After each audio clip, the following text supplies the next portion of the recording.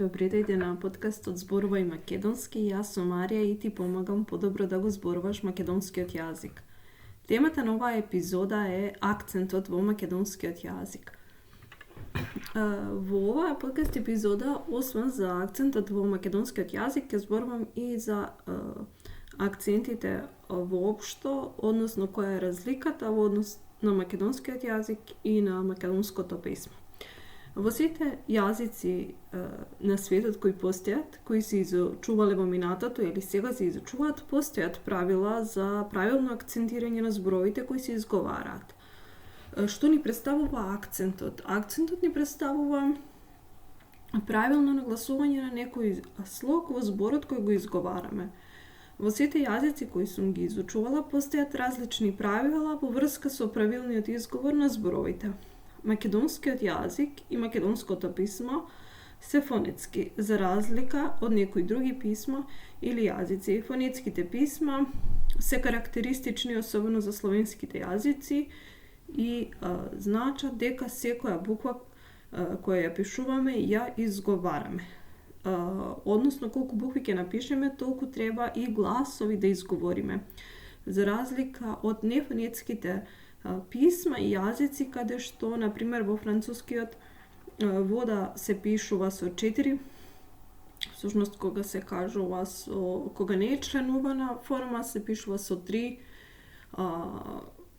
букви, но се изговара со една, а кога е членувана се пишува со 4 букви и се изговара со 2 гласа.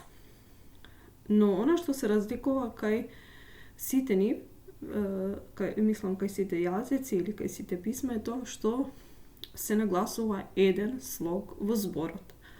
И зошто постојат акцентските правила, може би се прашуваш, но и доколку го слушаш овој подкаст, самата знаеш дека и во јазикот било кој јазик да ти е мајчин, знаеш дека акцентот всушност придонесува за тоа зборовите полесно да се изговараат и да звучат побаво на соговорникот кога не слуша.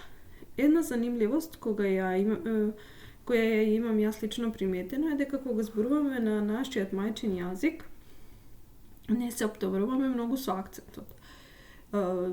Се зборуваме онако како сме научиле уште од бебиња, уште од деца, така автоматски го изговараме тој збор.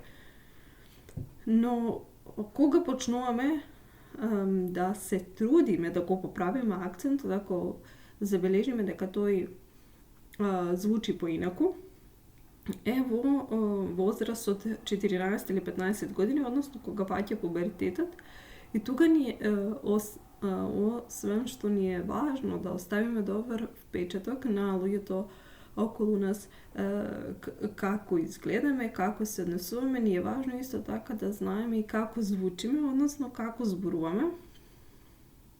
Тоа е сосема нормално во таа возраст.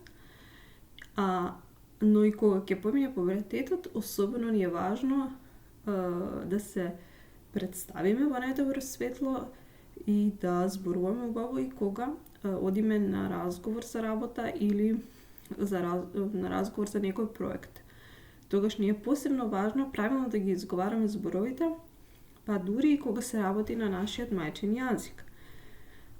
Секој кој го изучувал македонскиот јазик, онака да кажам по книги, знае за правилото во врска со акцентот, односно тој паѓа но доколку тој паѓа на третиот крајот на слогот, на третиот слог од крајот на зборот, но доколку не си го изучувал македонскиот јазик со книги, толку само со слушање на други луѓе, ево во продолжение на оваа епизода накратко ќе зборувам за акцентот во македонскиот јазик. Општото правило е дека акцентот доаѓа на третиот слог од крајот на зборот. Но тоа се однесува за зборовите кои се тросложни или повеќе сложни. Но ако зборот е едносложен, тогаш акцентот паѓа на единствениот слог, а доколку зборот е двосложен, акцентот се наоѓа на вториот слог од крајот на зборот. Сметам дека правилата за акцентирањето во македонскиот јазик се многу едноставни, бидејќи со тоа што ги имам учено повеќе јазици, сум се сретнала со многу потешки правила во врска со акцентирањето и тука македонскиот јазик ми е некако наедноставен. Но дали тоа можеш и ти да го сториш, односно со леснотија да акцентираш зборовите и со леснотија да го зборуваш македонскиот јазик, секако дека можеш, бидејќи овие правила може секој да ги научи. Например, ако ти дадам една вежба во реченица да ми го обележиш акцентот во зборовите, и тоа можеш да го сториш без проблем, со горе наведените правила и со она што го имам кажано, но она што го имам забележано е дека проблемот се јавува при изговорот на зборовите, бидејќи тука веќе не можеме така лесно само да ставиме цртичка на буквата и да го решиме изговорот, туку потребно е тоа да се вежба.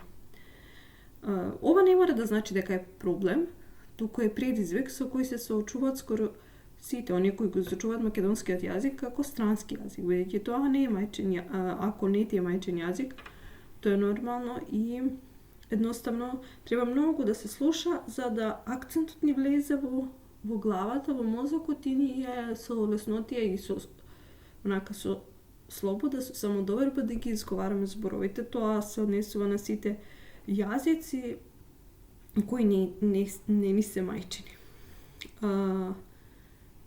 Но сакам да ти кажам да не се загрижуваш поради тоа, бидејќи тоа е нормална појава при изучување на секој странски јазик.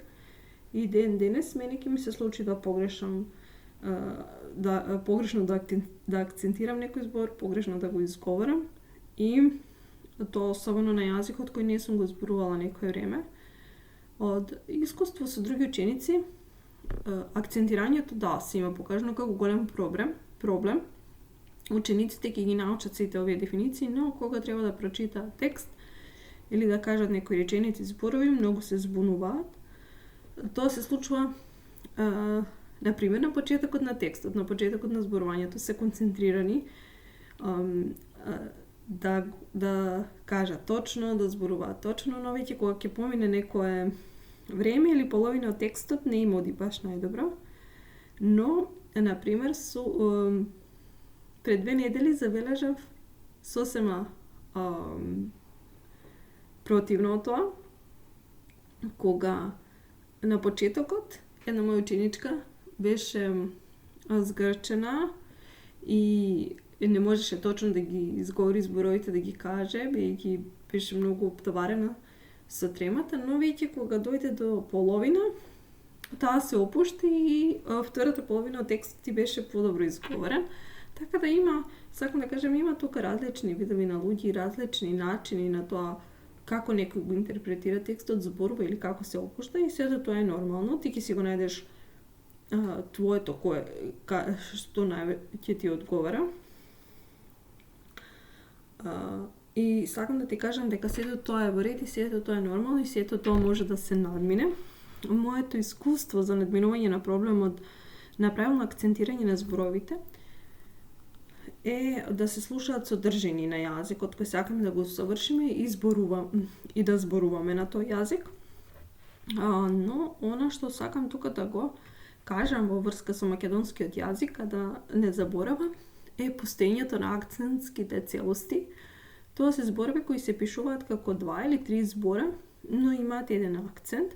Значи, 3 различни збора ќе напишеме, но ќе ги подведеме под еден акцент и ќе ги споиме, ќе ги гледаме како дека тоа е еден збор. Например, неколку примери за акцентски целости се мајка ми, татко ми, со тебе, со мене, кисело млеко, кисела вода, се уште. Вчера го слушнав изборот широк сокак и тоа ме потсети токму за оваа епизода да ми биде како пример. Акцентските целости представуваат предизвик дури и за изворните говорници на македонскиот јазик, особено на луѓето кои се наоѓаат во северното говорно подрачје, односно наречје, бидејќи тука немаат можност да го слушаат оној правилно акцентирање на зборовите во македонскиот јазик. Се сеќавам кога бев средно училиште, мојата професорка по македонски јазик речиси на секој час зборуваше за грешките кои ги правиме при акцентирањето на зборовите. Но она што беше занимливо е дека и на писмените задачи се случуваше некои од учениците зборовите кои се како една акцентска целост, например се уште, тоа го паметам како ден денеска. Да ги пишуваат слејано како еден збор. А се уште беше најчистиот пример кој ние како учениците го грешевме. Сето тоа може да се навежба и да се исправи, сакам да ти кажам да се не грешиш и да научиш правилно да ги акцентираш зборовите кога зборуваш на македонски, а да слушаш многу содржина на македонски јазик, но не она македонски јазик од било кого, туку од говорници кои го зборуваат стандардниот литературен јазик, а не дијалект. Дијалектите кои влегуваат во стандардниот литературен македонски јазик се битолскиот, прилепскиот, велешкиот и охридскиот дијалект. Со слушање на луѓе кои зборуваат токму на овие дијалекти, многу побрзо ќе го впиеш македонскиот јазик и ќе ти биде многу полесно да го интерпретираш, односно да го изговориш, доколку немаш некој друг извор на содржина на слушање на јазикот. Можеш да слушаш и аудиокнига. Например, мене многу ми имаат помогнато книгите на српски јазик, на англиски јазик и на италијански јазик, кога ги имам слушано некои книги кои веќе ги имам прочитано, да ги слушам и тогаш тоа авторот, всушност нараторот, многу убаво ги акцентира зборовите и мозокот може многу убаво да ги впие зборовите и правилното акцентирање. И уште сакам да кажам дека доколку сакаш да го забрзаш твојот напредок, тогаш на ова можеш да работиш со ментор кој ќе ти биде поддршка на патот, не мораш да одиш сама. И менторот кој во реално време при анализа на твоето зборување ќе ти помогне и во исправувањето на грешките кои ти се некако чести. Ќе го скратиш патот едноставно, доколку пак сакаш јас да ти помогнам при подобро совладување на зборувањето на македонскиот јазик, можеш да се пријавиш на програмот Зборувај македонски.